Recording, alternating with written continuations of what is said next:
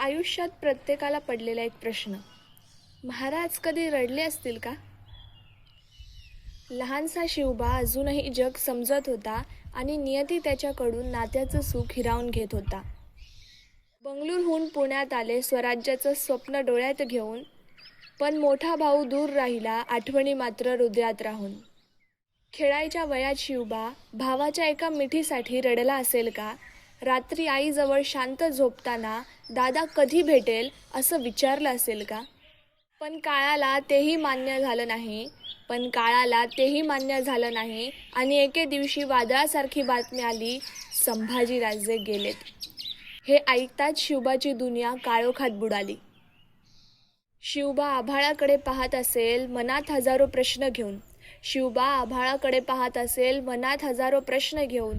देवा माझाच भाऊ का, असं शांतपणे रडून विचारत असेल आतून. पण राजे थांबले नाहीत कारण त्यांच्या अश्रूंनाही कर्तव्य होतं. एका भावाचं दुःख छातीत ठेवून त्यांना पूर्ण स्वराज्य उभं करायचं होतं. म्हणून इतिहास आजही रडतो कारण लोकांना दिसला फक्त शिवरायांचा